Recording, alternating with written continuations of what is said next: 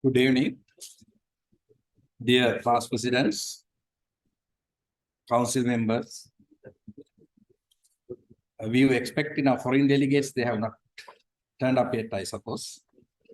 Members of the ISL, family members of late Engineer Dr. N.S. Kulasinghe, guests, those who are joining online, and our ISL staff members.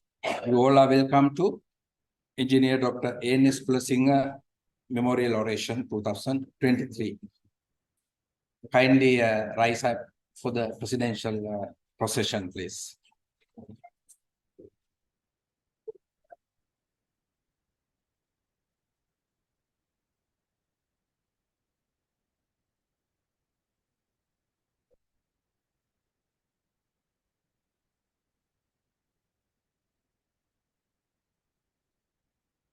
Thank you. Now I respectfully invite the following dignitaries to light the traditional oil lamp.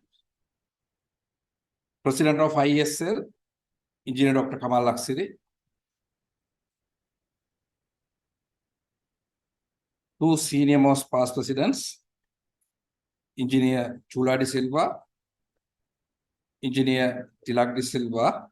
And I also invite past president, Engineer Javilal Migoda. Our speaker today, Engineer Professor Mrs. Chinta Jayasinghe. Family members of late Dr. Kulasinghe, Mr. Harith Kulasinghe, the son, Mrs. Pravina Kulasinghe, the niece, and Engineer Mrs. Kamala Gunawardana, the chairperson, Civil Engineering Sectional Committee, and Engineer Neela Vesekar, the Chief Executive Officer, Executive Secretary of the IS.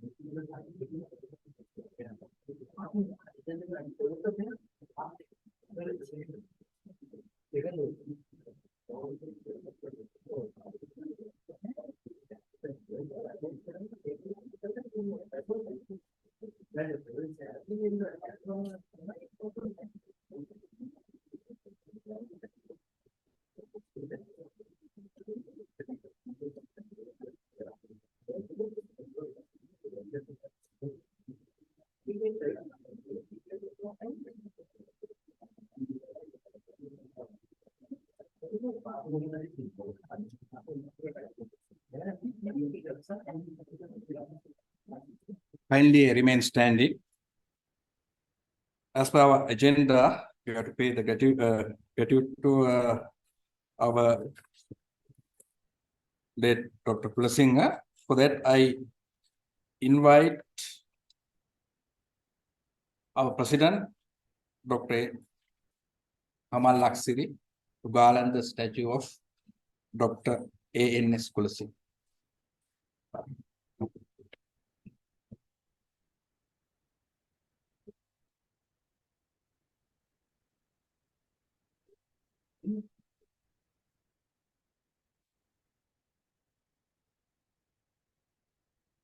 Thank you very much.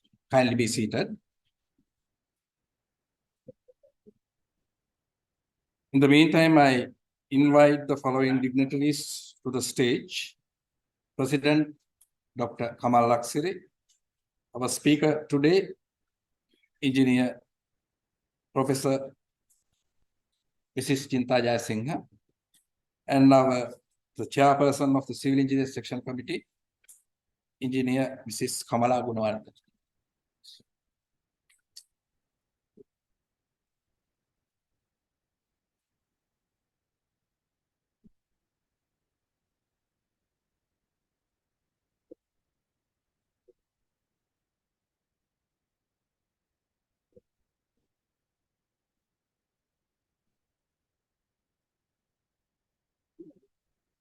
Our next item as per the agenda is to welcome you all. For that, I cordially invite our President, Engineer Dr. Kamal Laks.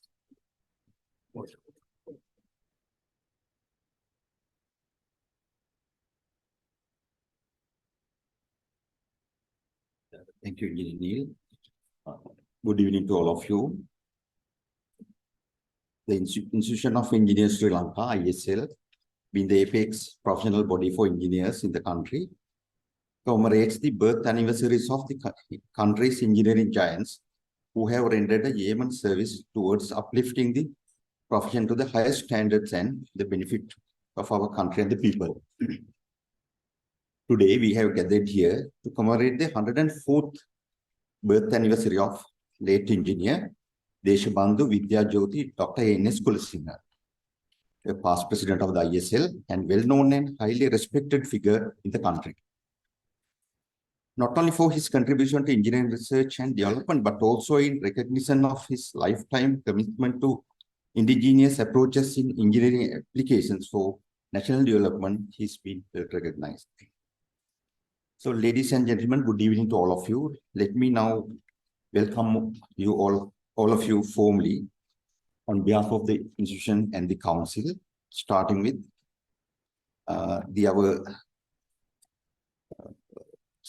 guest speaker today, Professor Mrs. Chinta Jayasinghe, Professor from head of the Department of Civil Engineering, University of Moratuwa, and the family members of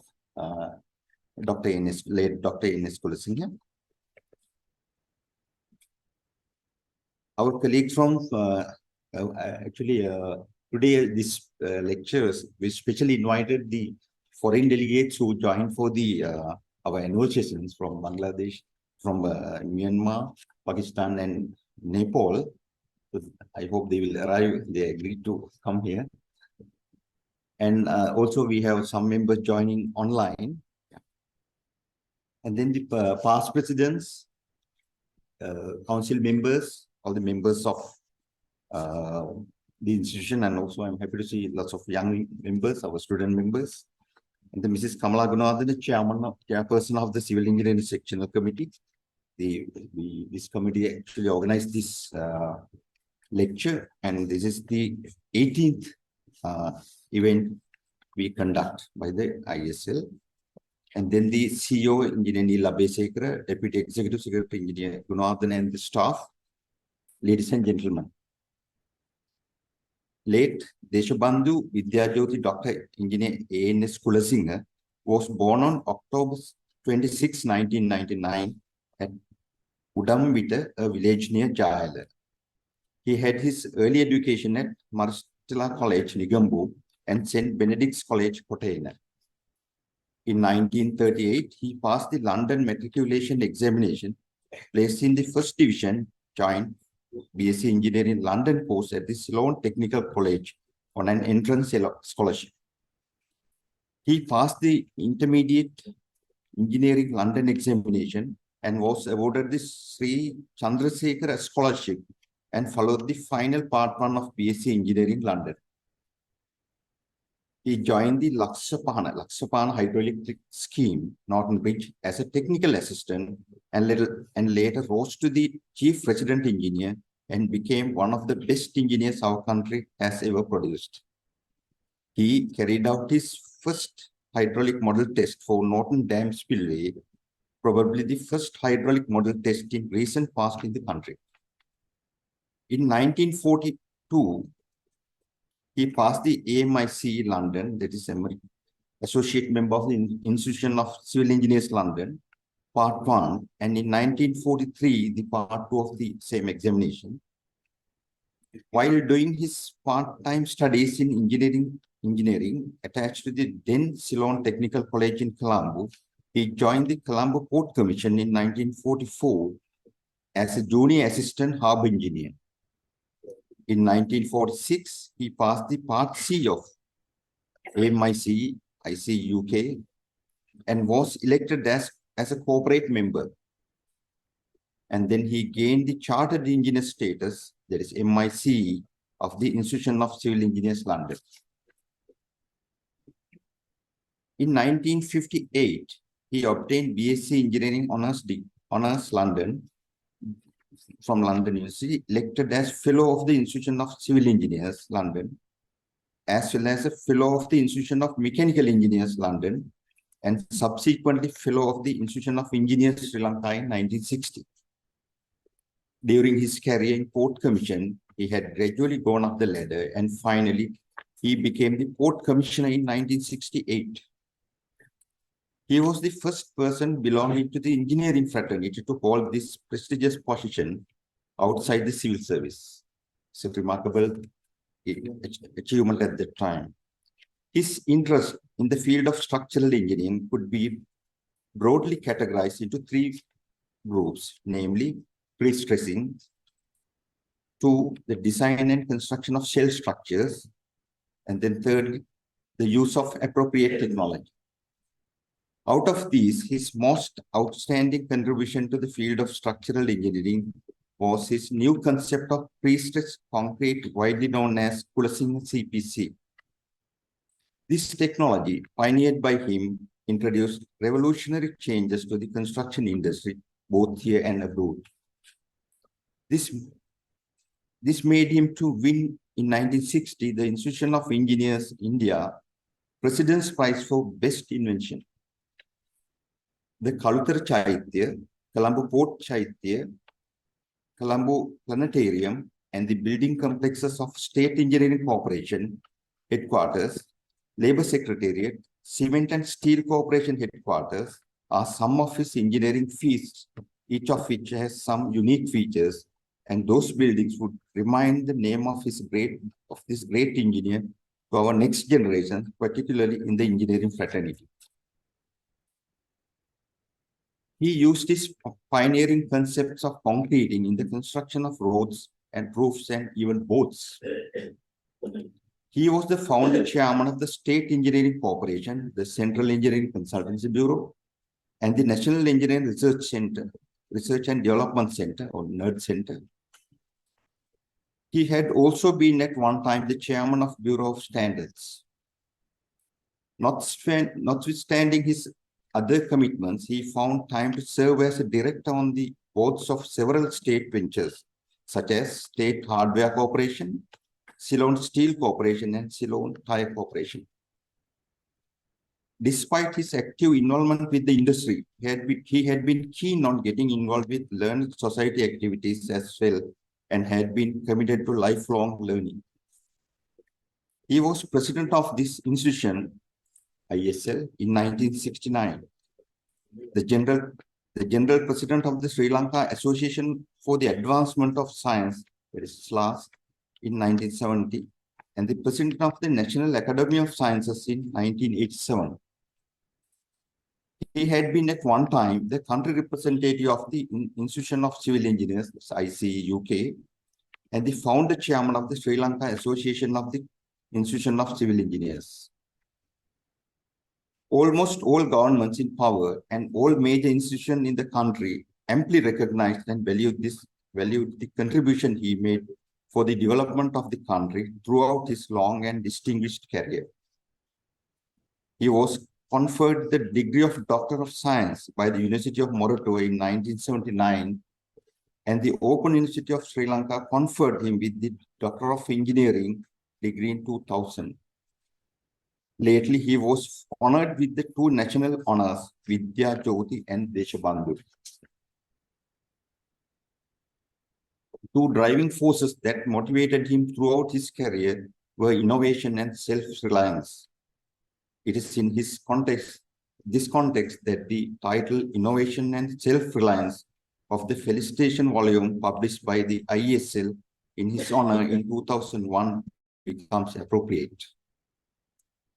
In his forward to this felicitation volume, late Sir Arthur C. Clarke, another Sri Lankan giant, had said that Dr. Kulasinghe was at once the thinker and experimenter, an unusual combination of any area of science. After serving Sri Lanka's contribution to the construction industry and the country for well over 5 decades, this pioneering engineer and one of the best researchers Sri Lanka has had so far passed away on February 14, 2006 at the age of 87. So this is the brief introduction about him, and with that introduction, let me conclude my welcome and introduction speech, and let's move to the proceedings. Wish you all a pleasant evening. Thank you.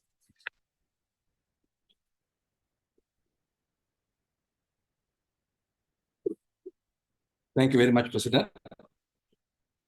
Let me have the honor of introducing our speaker today, Engineer Professor Mrs. Chinta Jayasinghe, who is one of the batchmates of our President as well as myself. Obtained her BSc Engineering Honours degree in Civil Engineering and a MSc in Highway and Traffic Engineering. Her PhD was in 1999 on a project funded by GTZ Germany on innovative building materials and construction methods. She is a chartered engineer of the Institution of Engineers, Sri Lanka.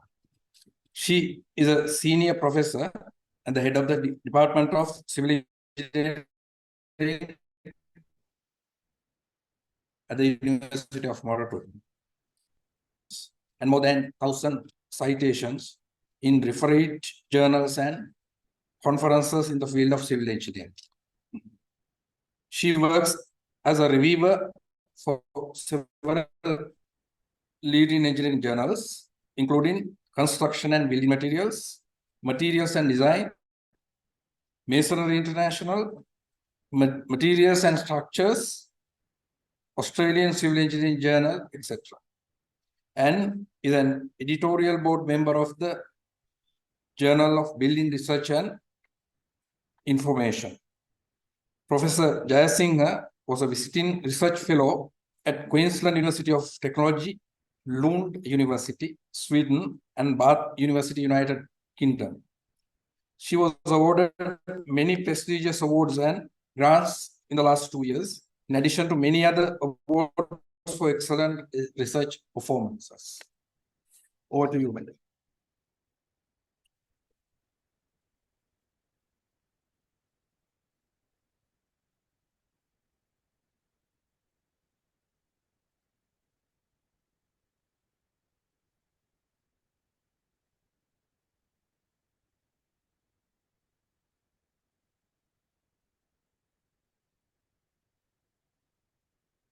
Thank you. Very good evening, everybody. Thank you very much, the Chief Executive Officer and the President ISL and the President, the Chairperson of Civil Engineering Sectional Committee for giving me this privileged occasion. So, first of all, family members of Dr. A.N.S. Kulasinghe, President IESL, President-elect, the Chief Executive Officer of IESL, Council members, past presidents, distinguished guests, ladies and gentlemen. I stand before you today with a deep sense of gratitude and admiration to express our heartfelt appreciation for Dr. A.N.S. Kulasinghe, whose contributions to the field of civil engineering have been nothing short of extraordinary. We have gathered here at the prestigious Kulasinghe Oration to honor a visionary, a trailblazer, and a true luminary in our field. Dr. Kulasinghe's unwavering commitment to the advancement of affordable and sustainable construction practices is remarkable. His innovative ideas tireless dedication and groundbreaking research have revolutionized the way we approach building infrastructure. Through his pioneering work, he has not only made significant strides in making construction more cost-effective, but has also shown us a path towards a more sustainable and eco-friendly future. As we gather to celebrate the Kulasinghe Oration, we must acknowledge the significance of the work done by Dr. Kulasinghe and the impact he has had on our field. We are fortunate to have a visionary like him among us, pushing the boundaries of what is possible and driving us all to strive for excellence.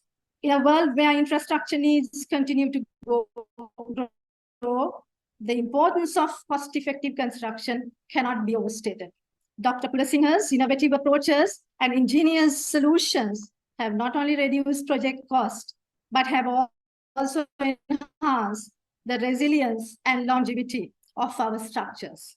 His work has not only saved resources, but had also contributed to the well-being of communities around the world.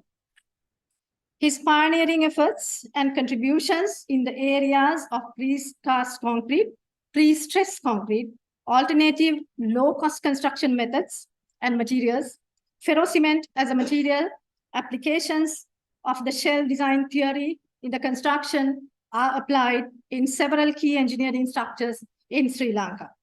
With all these, in 1962, he became the founder chairman of the State Engineering Corporation of Ceylon, while serving as the director of State Hardware Corporation, Ceylon Steel Corporation, Lanka Leyland Limited, Colombo Lowline Areas Reclamation Board, Ceylon Tire Corporation, and council member of Ceylon Bureau of Standards.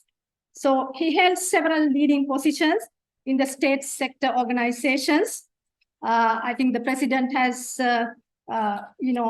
said many of those things. I will add to that. And he was the founder chairman of the State Engineering Corporation, founder chairman of the Central Engineering Consultancy Bureau of Sri Lanka, founder chairman of the National Engineering Research and Development Center of Sri Lanka, founder chairman of the Sri Lanka Association of the Institution of Civil Engineers, and the president of Institution of Engineers Sri Lanka in 1969.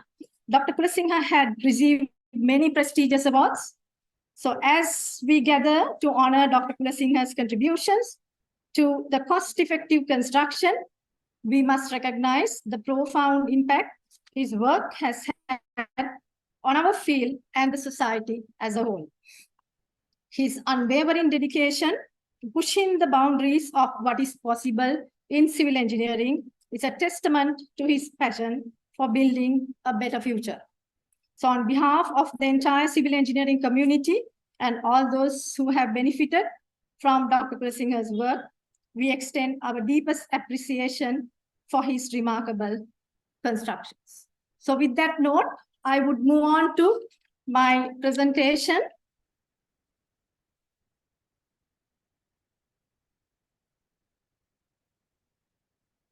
On selection of building materials based on life cycle approach.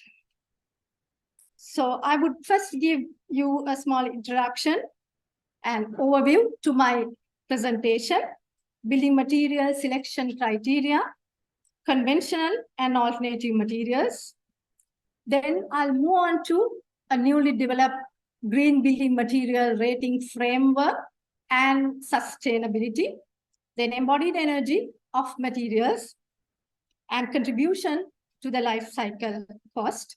So in other words, what is the life cycle approach for selection of materials and different alternative materials developed and used in buildings so far.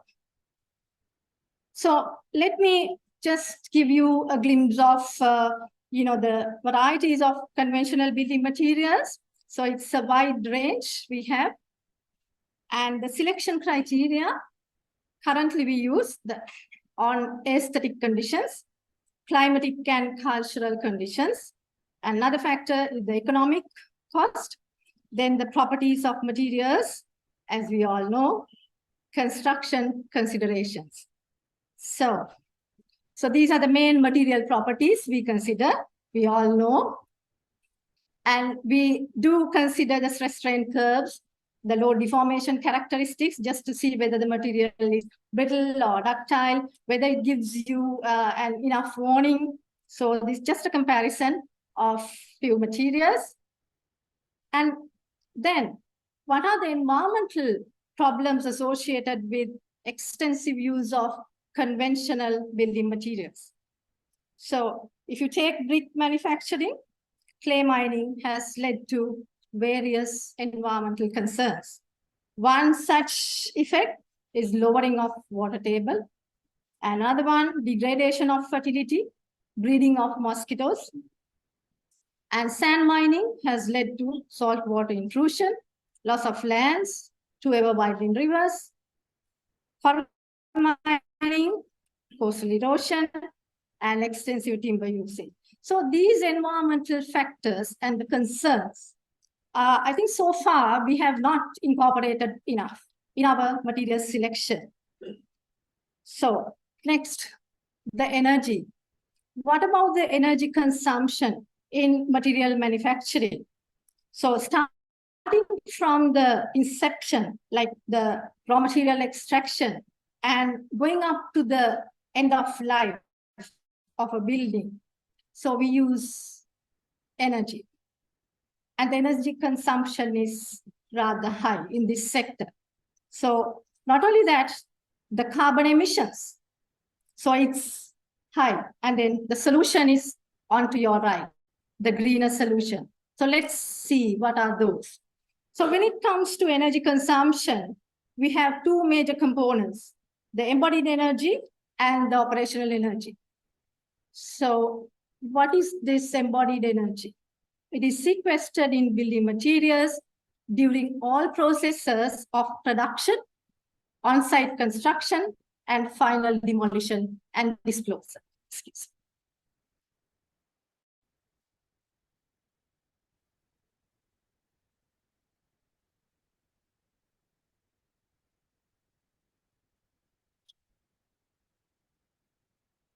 So this is the benefit when batchmates are having as high ups in the organization. Thank you. Right. Okay. Okay. So then operational energy. So that's expended in maintaining the inside environment through processes such as heating, cooling, lighting, and operating appliances. So when it comes to embodied energy and the life cycle, you start from the raw material extraction.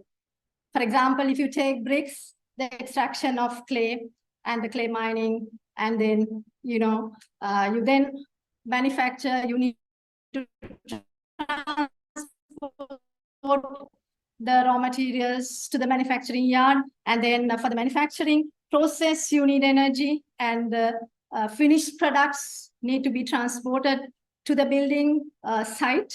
And for the construction, then operational phase, and the end of life. Even to dispose, you do need energy. So how do we calculate? So there are various methods: process-based, input-output analysis, and the hybrid analysis. So which one to use? So the available methods are given here on your left-hand side. On your right-hand side, you can see the system boundaries. So the input-output table needs the country-wide data. The databases maintained for different sectors. Now, for example, cement manufacturing, we do need the entire energy consumption and the economic data, everything. So since we don't have such data, the ideal method would be the process-based analysis. So you need to start from first principles and then do the work studies and analyze the process and evaluate the embodied energy. Of course, we can go for hybrid analysis. Some countries, we do have data. So in that case, we can go for hybrid analysis as well, combination of the two. So if you go for process-based embodied energy evaluation, you need to do work measurements and go to the manufacturing yards and get the data and do it. And of course, the transportation component, we need to analyze based on the transportation needs to transport the raw materials from the, for example, the source point, the clay pits or whatever, and then to the manufacturing yard. And from the manufacturing yard to the construction site. And at the construction site, you do use several equipment for which you need to use energy. So that component we have to take into account in the analysis. So as we can see, it's a lengthy process, but we have done for various materials in Sri Lanka. And there are some Indian studies as well in our neighboring country where the manufacturing process is somewhat similar to our processes. So therefore, considering the time taken for the analysis, we can recommend this ICE database that is maintained by, developed and maintained by University of Bath, United Kingdom. So this is updated with the latest data. And I have just extracted few materials, but it's a long database. And in the absence of any data for our country, we can get an approximate value from the IC database. Now, for example, if you want to compare a brick with a cement stabilized soil block, here are the values. For bricks, 3 megajoules per kilogram, whereas the cement stabilized soil, which is 0.83. And the third column, you can see the carbon emissions. So for bricks, burnt clay bricks, it is 0.23 kilocarbon per kilogram, whereas the soil blocks, soil cement mixture, you get 0.082. Now you can see which one is more energy efficient. When you consider the cement as a material, IC database gives 4.5 megajoule per kilogram, and the Sri Lankan value was evaluated and it comes to 4.9. So that is why I'm saying it's more or less the same because the manufacturing process can vary. Therefore, we have closer values, and in the absence of the native data, so you can go for the values from the ICE database. Okay. So now let's look at why do we need alternative materials. And so I pay tribute to Dr. Kulasinghe here because he has initiated many alternative materials, starting with the slick form construction, the rammed and also the soil block. So alternative materials with less embodied energy and also have the potential to assist in reducing the operational energy should be developed and minimize transportation and promote the regional materials and decentralization in production. So of course, the use of alternatives with low CO2 emissions and recycling of waste and reusing of building elements. So those will reduce the energy consumption. And for example, use of precast concrete is a alternative to in-situ concrete to mitigate the embodied earth as a construction material, which is the oldest and widely spread material. So that can improve the living comfort because the earthen materials can breathe. The breathability can be maintained if you don't plaster, of course. So it will reduce the environmental problems. And the abundant source, because what we mainly use is the lateritic soils, which is available in abundance in our country.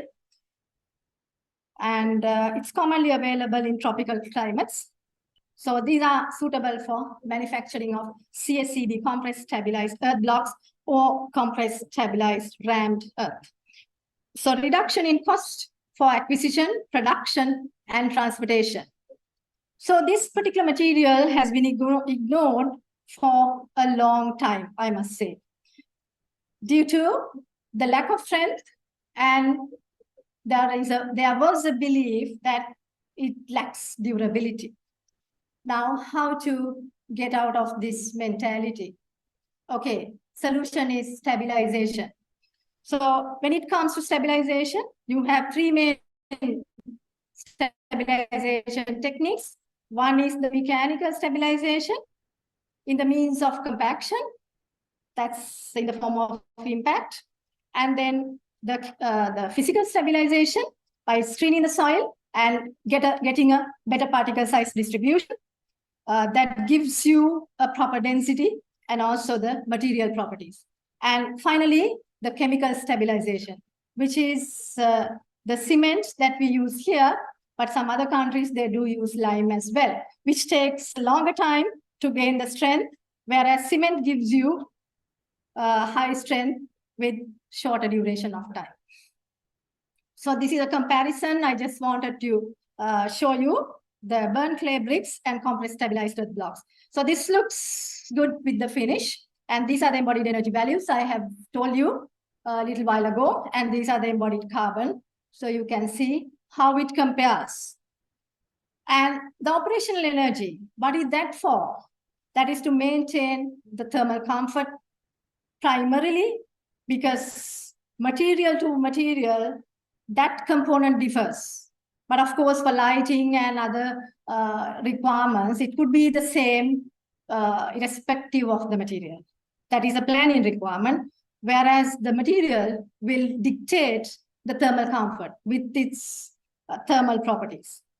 So the life cycle cost analysis is a method for assessing the total cost of a facility ownership. So that starts from acquiring, owning, and disposing of a building. So it's especially useful when you want to compare the project alternatives that fulfills the same performance requirements, but differ with respect to the initial cost and operating cost. So this is the system boundary. You can see you start with cradle to gate, but I would recommend cradle to grave. So that is up to the disposer. So what you do is you get the cost components in the product stage, construction stage, the operational stage, end of life stage, because even to dispose, you do need some cost element. So then what you do is you get the cash flows and then get the benefits evaluated in the end, and then discount it with a proper discounting rate and find the net present worth of the option or the alternative. Then you can compare the alternatives with that. So this is what we do, and the diagram is here. So life cycle costing, starting with the initial cost, running cost, environmental impacts, and the salvage values. So when it comes to the operating cost, you can see the energy costs are there. For the services, you have to cost it, and the maintenance cost you have to add. Because when you compare bricks and soil blocks, the example that I took, just see what is the maintenance cost. I mean, if the soil block has to be maintained frequently, then you are adding another cost element to the analysis for the soil blocks. But then see the replacement cost. I mean, if anything to be replaced in 5 years, then there's no point recommending that. So compare all that. So it's the holistic approach that we need to take. So the operational cost factors, starting with the density, the conductivity, these are the thermal properties, because we need to see how you can make the building interior comfortable with active means and free running conditions. So we have software to model that. So just a case study for a single story house. So using the designer builder software. And so you can compare the materials. Now here we have assumed all the other materials other than the walling would be the same. And the walling, it differs starting from bricks to 225 millimeter thick walls, cement sand block, the soil block, compressed stabilized earth block. Hereinafter, I call it CSEB without plaster. So you can see the embodied energy variation. And then the embodied carbon. Then the initial cost. So these are the BSR based figures that I have taken in 2021. So the values might have gone up. So now what about the operational energy cost? In tropical climatic conditions, the roof and the walls of a house dominate the energy gain. So the operational energy per month is dominated by the energy for air conditioning if we use active means. If it is free running, then we can rely on the natural means of maintaining the thermal comfort.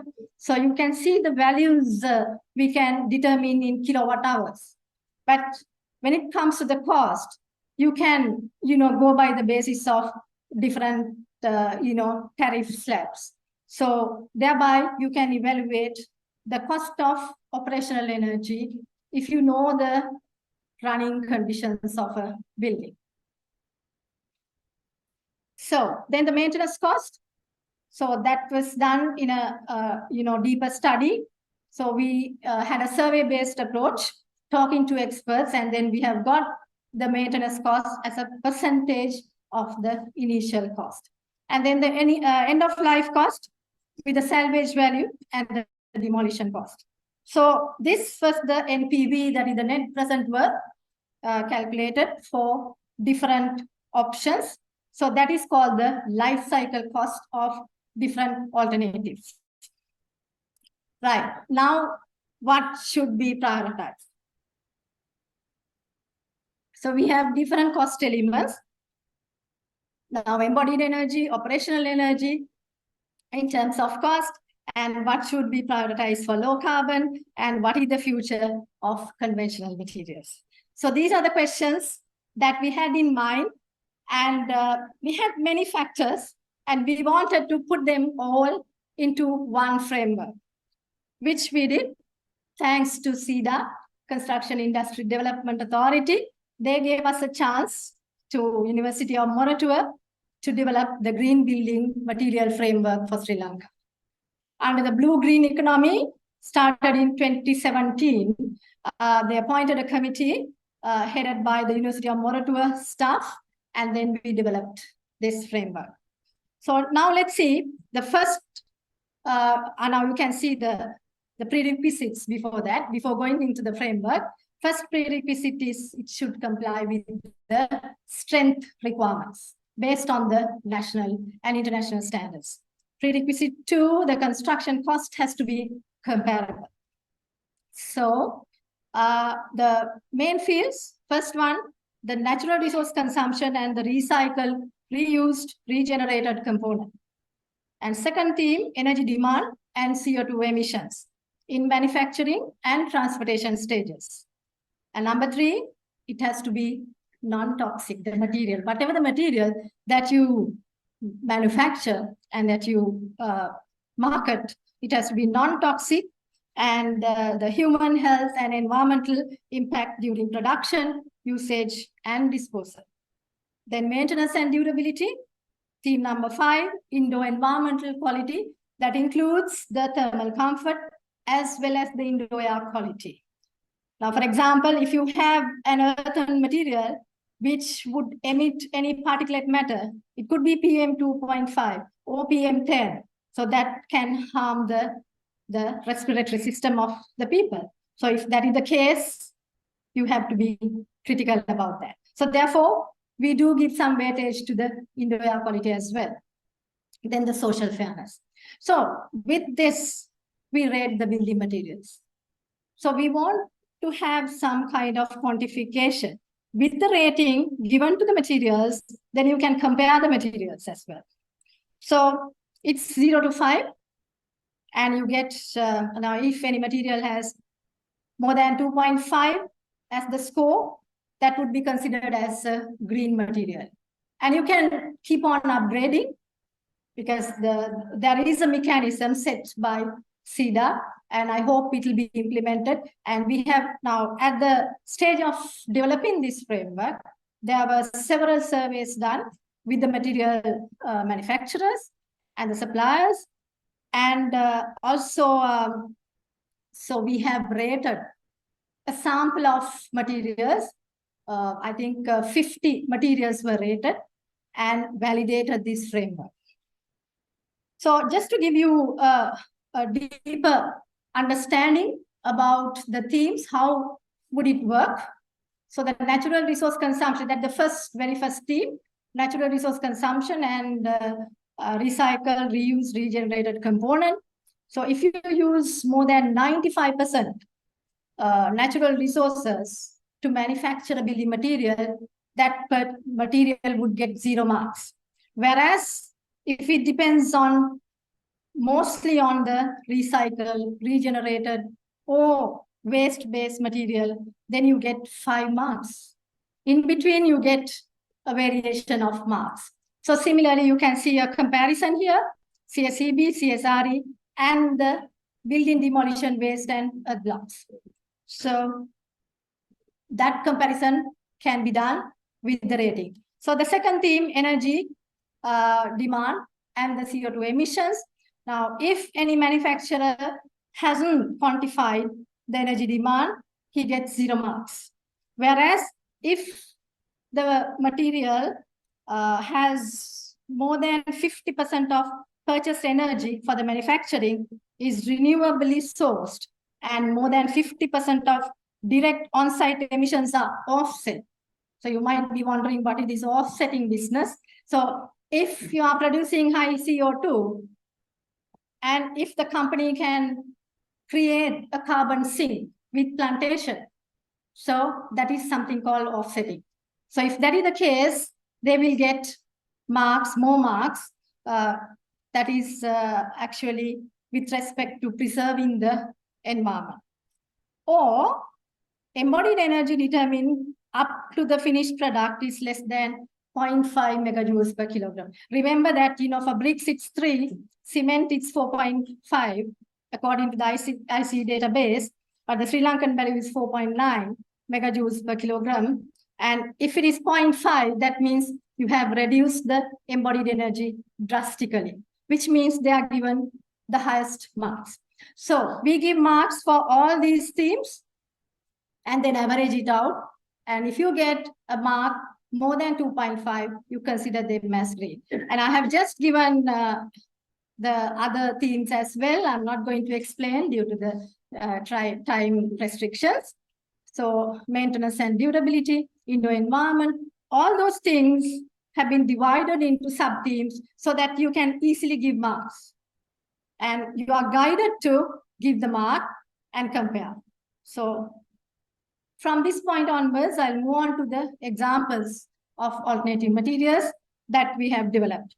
So compressed stabilized rammed, which is a good alternative material, and all tested, whatever developed in Sri Lanka, mostly well-researched, because you can't just see the strength and then introduce a material into the market.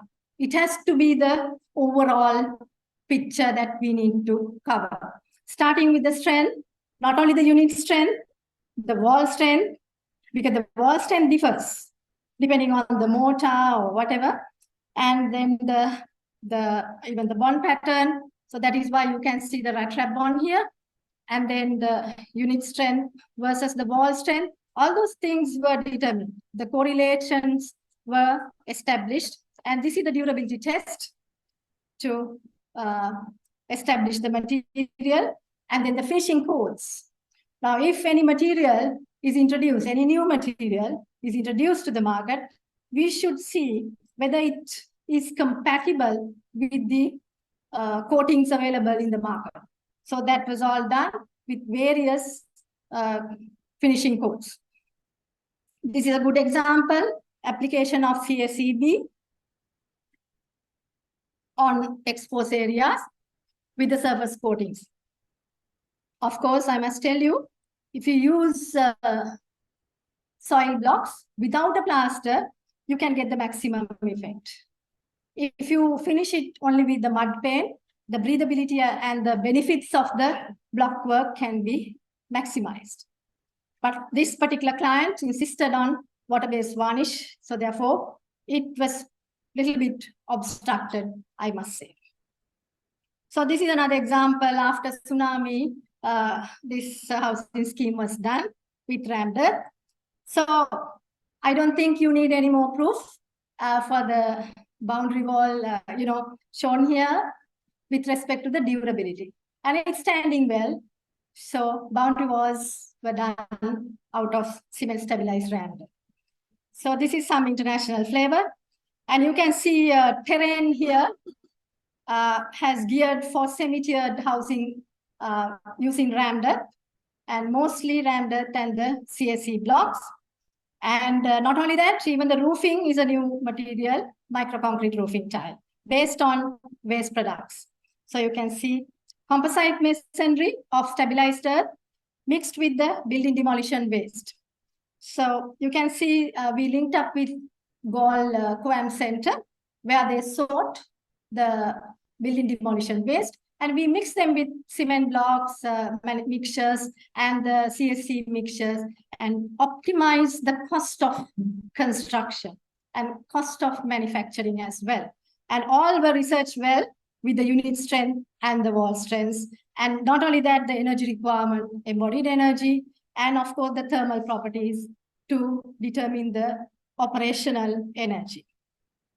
And this is the latest research. I think the researcher is here in the audience. Glass waste as a potential replacement for aggregates. So you can see this has created a huge environmental issue prior to this. And then we thought, okay, why not make use of this to manufacture a building material? So this was done and blended this with the cement and mortar mixture, and then manufactured the blocks and tested here. I hope you can recognize the person in the audience. So who started this research, and it is continuing. So we are continuing that with the other components like energy and the life cycle costing and modeling. So another one, precast lightweight panels. This is another waste material, EPS, expanded polystyrene, which is coming out of the packaging industry. So I think now you can recognize. And the lightweight panels can be manufactured with it. And whole testing program was carried out on this as well. And you can see different applications and load testing, even the full scale load testing was done. So everything you can see using these lightweight precast panels. So I think at the beginning, I mentioned that precasting would pave the path for sustainability with less waste component. So structural modeling was done for the 2 stories, and these are the embodied energy and carbon footprint calculated for different thicknesses of the EPS panels. And aerated concrete block, another, I think Professor Ranjit is here in the audience. So the proprietor, so and the Dura panels.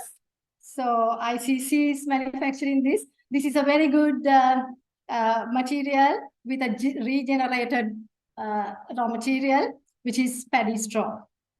And it is manufactured for 2 thicknesses, 50 millimeter and 58 millimeters. And other details are given here. So you can see, actually we have done testing at Moratua. I have to tell you, using ASTM methods, we tried to fail the panels with respect to the impact loads, but we couldn't break it. So they wanted to have the test results, but we were able to provide test results for all the other tests, but not for the impact, couldn't break it. So therefore, they used this picture on your left-hand side and went those for the flyers, advertising flyers, because we couldn't break it simply. Okay, utilizing prefabrication methods. So of course, when you compare the conventional construction practices to prefabrication, so that minimizes the construction waste. And that approach significantly lower the embodied energy and the carbon emissions. So therefore, use of prefabrication of material is one of the highly recommended strategies to mitigate the energy requirement.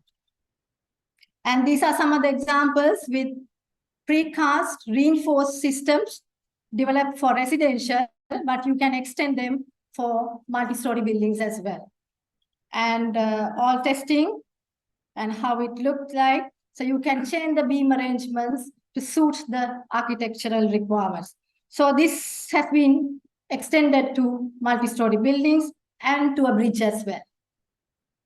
So again, I must pay tribute to Dr. Kulasinghe. I'm using one of his systems in a slide. And you can see the nerve center system, slab system, which gives you 60 millimeter thickness, whereas the previous one gives you 75 millimeter thickness.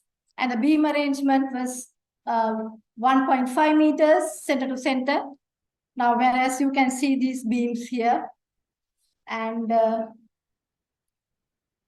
this is the ICC, courtesy to ICC.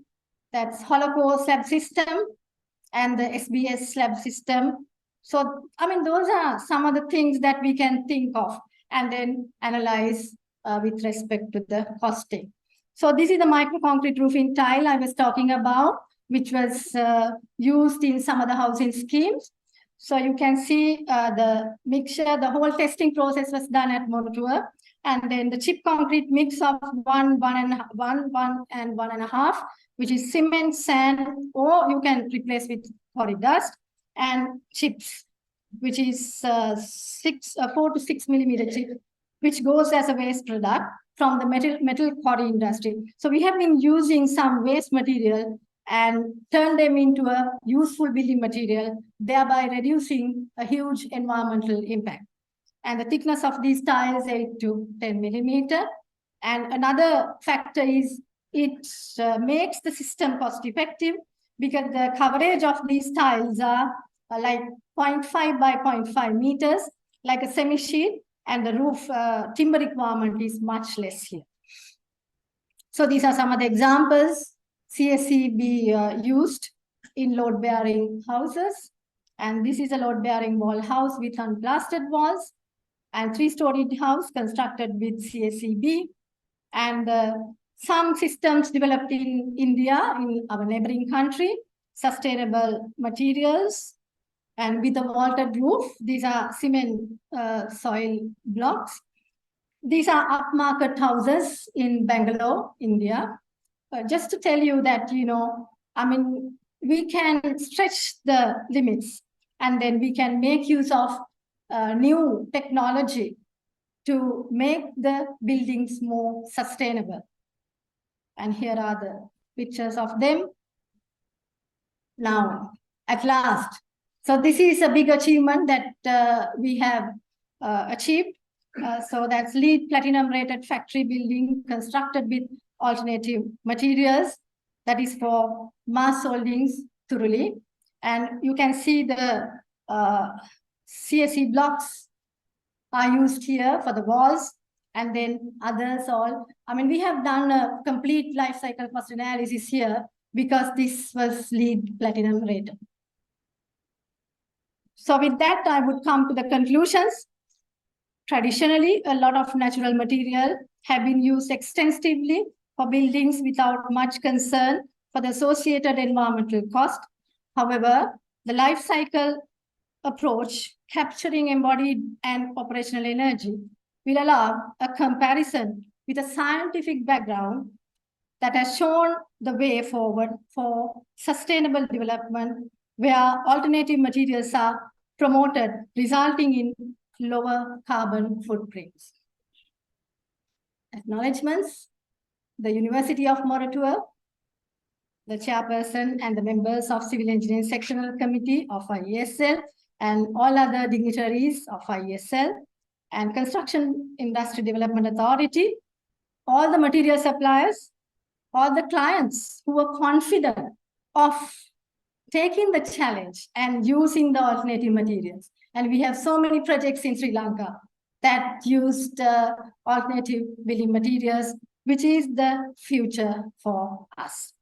And of course, I must pay My sincere thanks to all my research students, undergraduate and postgraduate, and who carried out the experimental programs very well. Thank you very much.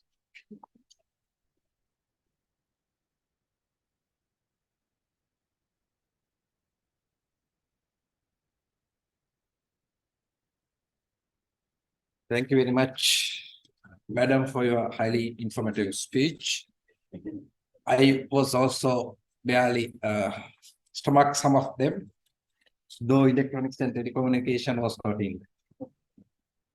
Now, I cordially invite our President, accompanied by Madam Kamala Gunawardana, to give away the token of appreciation to our speaker today.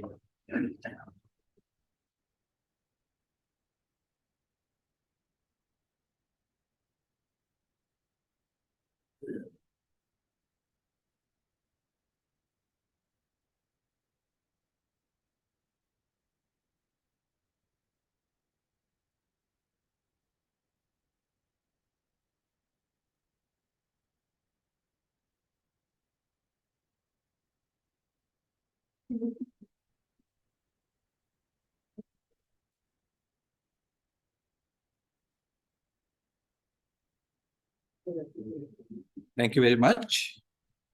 For further proceedings, now I kindly invite the chairperson of the Civil Engineering Section Committee, Mrs. Kamala Gunawardana. What do you think?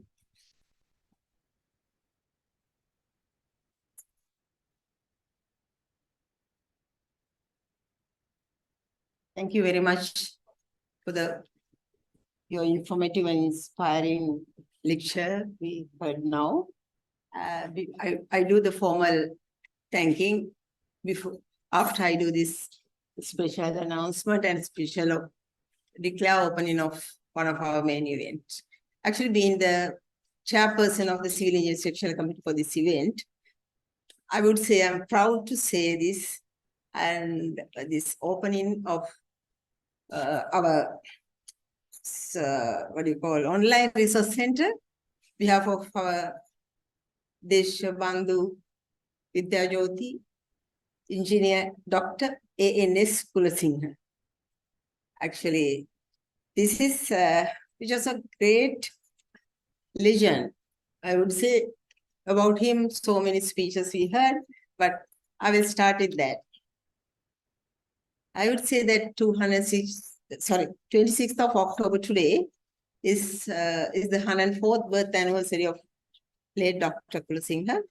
And this date would be a remarkable for the historical date for the Institute of Engineers Sri Lanka ISL, because we would be declare opening this online resource center on behalf of his name today.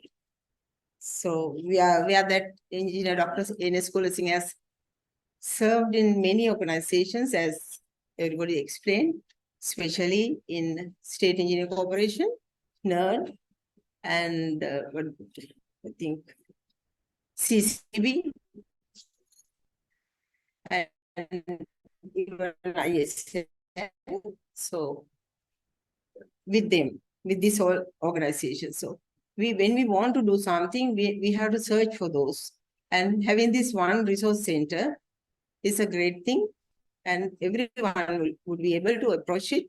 And that's what we meant by this opening. So, and we have already discussed with these organizations, and they are already given their consent, and things are coming. But for the official opening, we have arranged everything, and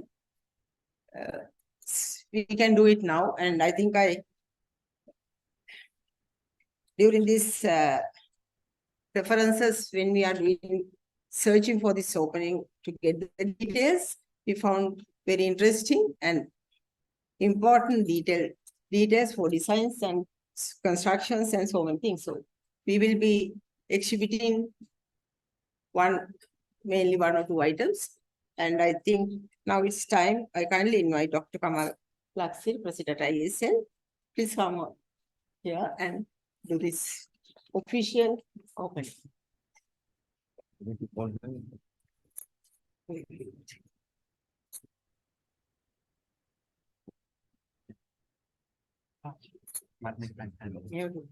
Yes, the large one. You could be. Proceed, proceed.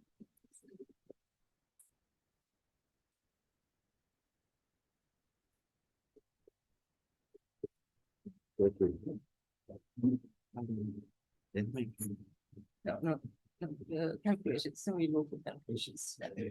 I think we will not discuss everything, but we would like to go for this design part only because we are running short of a little bit of time because we have some other events as said today. So this one, of course, Dr.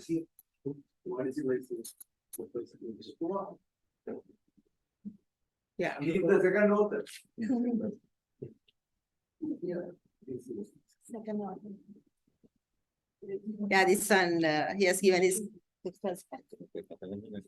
Sorry.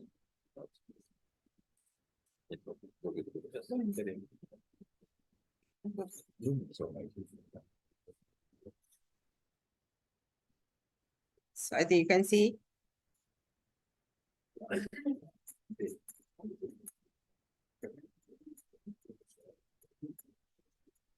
Acknowledgement phrase, it says, in conclusion, the writers wish to express their gratitude to Mr.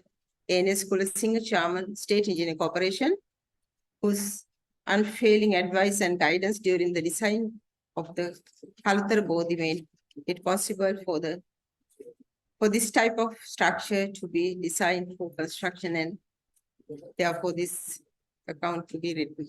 So with this, I think we will be, already declared open.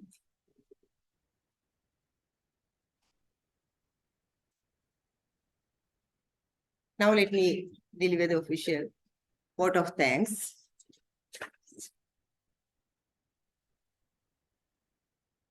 It's really a great pleasure for me to welcome you all, do my vote of thanks, delivery vote of thanks.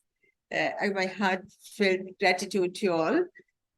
Of course, on this 104th birth anniversary of late Deshabandu Vidya Jyothi, Engineer Dr. N.S. Kulasinghe. We are especially honored to have Professor Chinta Jaisinghe as our speaker today. She is a renowned expert in the field of engineering, and her insights into Dr. Kulasinghe's legacy were informative and inspiring. And of course, I can say it's far with or harmonizing with his concepts, with philosophies. Thank you, Professor Chinta Jaisinghe. Thank you very much. Also, I take this opportunity to thank his family members and the colleagues of late Kulasinghe, Dr. Kulasinghe, for joining us at this important event. Thank you. The President, President-elect, President-elect next session, and our past presidents. Thank you so much for your encouragement and your guidance and all the support to extend this event and also being here with us. Actually, Engineer Shula, I know you are a relative of this family, and also thank you very much for being here. And actually, past presidents, you all are a strength for us. So we need your guidance always. So we have it, we get it. Thank you so much. And council members, you all give us all the support, all the assistance to work out whatever we do. So thank you so much. And being here, gracing the occasion. So it's a great thing. Thank you. Engineer, CEO, Engineer Labhisekara. Thank you so much for this extended support. Actually, this is, we were very busy with many activities here, but whatever we wanted to do, you extended your support. So I really appreciate it. Thank you so much.